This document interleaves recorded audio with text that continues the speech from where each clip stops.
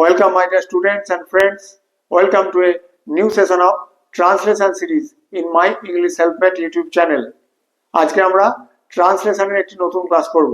বাংলা অনুচ্ছেদটি আমি বোর্ডে লিখে দিয়েছি, সেটি তোমরা লিখে নিতে পারো অথবা এর পিডিএফ লিংক ক্লাসের ডেসক্রিপশন বক্সে আমি দিয়ে দেবো, সেখান থেকে ডাউনলোড করে নিও।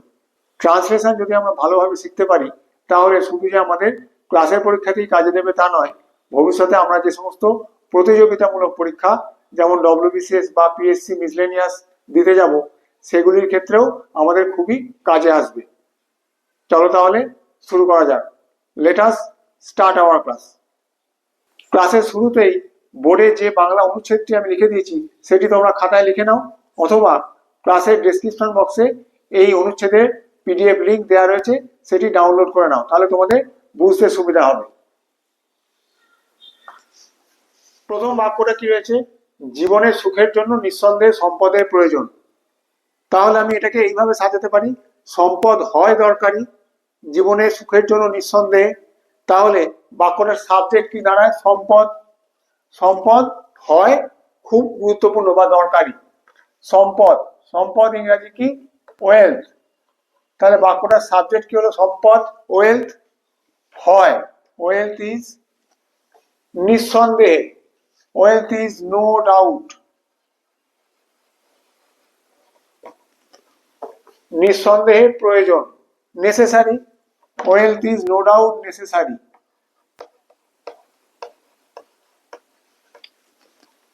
জীবনের সুখের জন্য, for জন্য, সুখ happiness,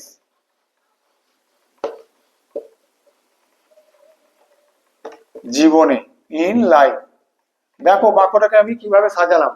প্রথমে সাবজেক্ট দিলাম, তারপর verb, wealth is no doubt নিঃসন্দেহে, নেসেসারি প্রয়োজন, অ্যাডজেক্টিভ, ফর প্রিপোজিশন কিসের জন্য? Happiness, in life.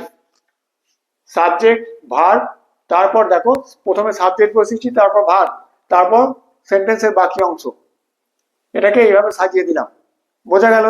wealth is no doubt necessary for happiness in life। লিখে নাও। দ্বিতীয় বাক্যটা দেখো, কিন্তু মুষ্টিমেয় কয়েকজনের হাতে সম্পদের কেন্দ্রীভূত হওয়ার প্রবণতা আছে। তাহলে এখানে সাবজেক্টকে সম্পদ, সম্পদের আছে, ওয়েলথ হ্যাজ। আমরা এখানে শুধু কিন্তু একে আমরা প্রথমে নিয়ে আসবো, বাট ওয়েলথ, বা এখানে আমরা ইটও বসাতে পারতাম, যেহেতু ওয়েলকে আগের সেন্টেন্সে আমরা সাবজেক্ট করেছি। হ্যাজ এ প্রবণতা, টেন্ডেন্সি, wealth has বা it has a tendency to কেন্দ্রীভূত হওয়া, কনসেন্ট্রেট,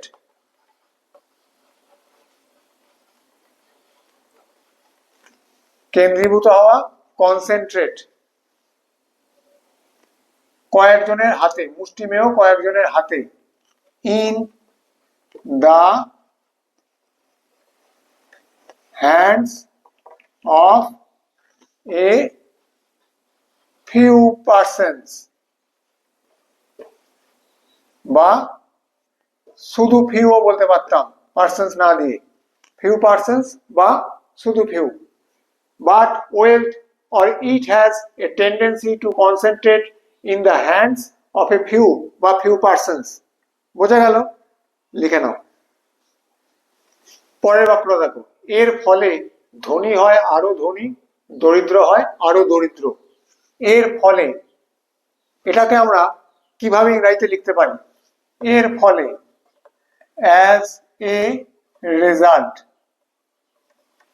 এর ফলে অ্যাজ এ রেজাল্ট, বা দ্য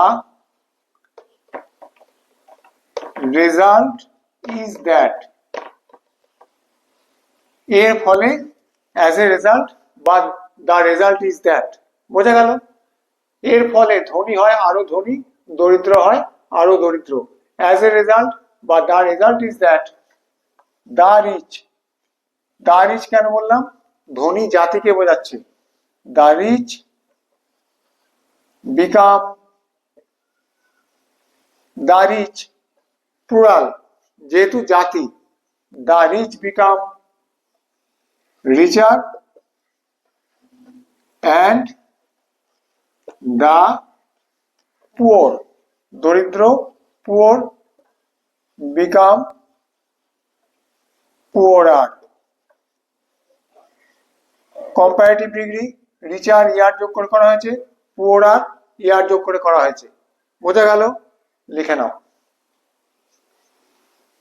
এটা নিশ্চিতই সম্পদের অপব্যবহার।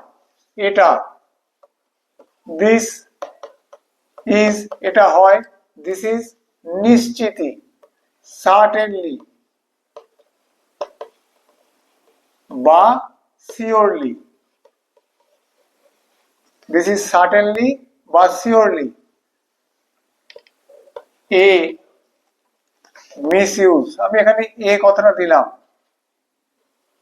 মিসইউজ কেন? সম্পদের অপব্যবহারের এটা একটা উদাহরণ, সেই জন্য এ কথাটা ব্যবহার করা হলো। This is certainly A misuse of wealth, this is certainly or surely A misuse of wealth. বোঝা গেল? লিখে নাও। পরের বাক্যটা দেখো, এটা সকলের মধ্যে সুষ্ঠুভাবে বন্টিত হওয়া উচিত যাতে তা সমাজের সর্বাধিক মানুষের কাছে সুখ এনে দিতে পারে। তাহলে প্রথম কি লিখবো? ভাঙবো সেন্টেন্সটাকে, এটা সকলের মধ্যে সুষ্ঠুভাবে বন্টিত হওয়া উচিত, এই পর্যন্ত আগে ভাঙবো। তারপর যাতে তা সমাজের সর্বাধিক মানুষের কাছে সুখ এনে দিতে পারে। কমপ্লেক্স সেন্টেন্স, আমরা সেন্টেন্সটাকে দুভাগে প্রথমে ভাঙবো। প্রথমে কি লিখবো? এটা সকলের মধ্যে সুষ্ঠুভাবে বন্টিত হওয়া উচিত। ইট শুড বি,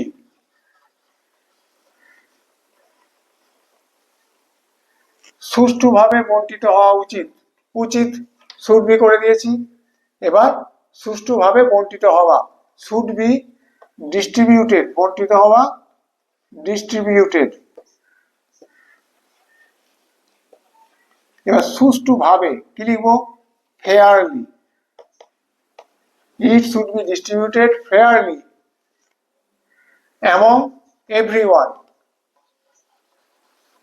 বা অ্যামং অল। হয়ে গেল এই পর্যন্ত। এবার লিখবো যাতে, যাতে কি লিখবো? সো দ্যাট, যাতে বা যাতে করে, সো দ্যাট, তা মানে ইট, সো দ্যাট ইট সমাজের সর্বাধিক মানুষের কাছে সুখ এনে দিতে পারে। ইট যাতে তা সুখ এনে দিতে পারে, ইট ক্যান ব্রিং, আনা, ব্রিং সুখ, হ্যাপিনেস, সর্বাধিক মানুষের কাছে, to most of the people,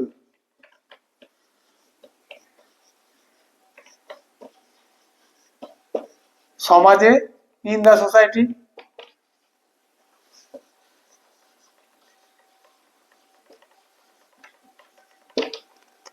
তাহলে কি দাঁড়ালো?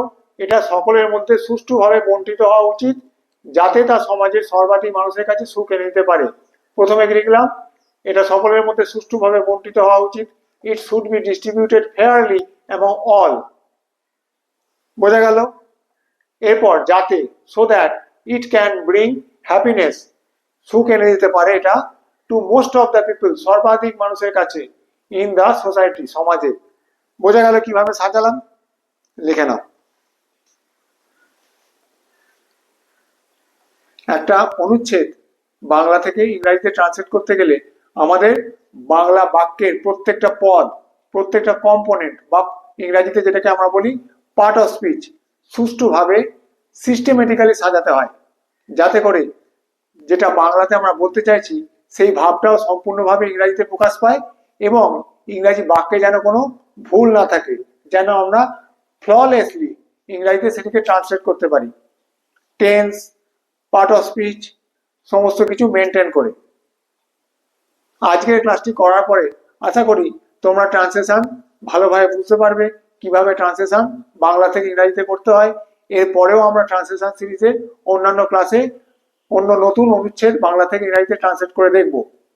ক্লাস ভালো লাগলে অতি অবশ্যই ভিডিওটিকে লাইক করো আর চ্যানেলটিকে সাবস্ক্রাইব করো।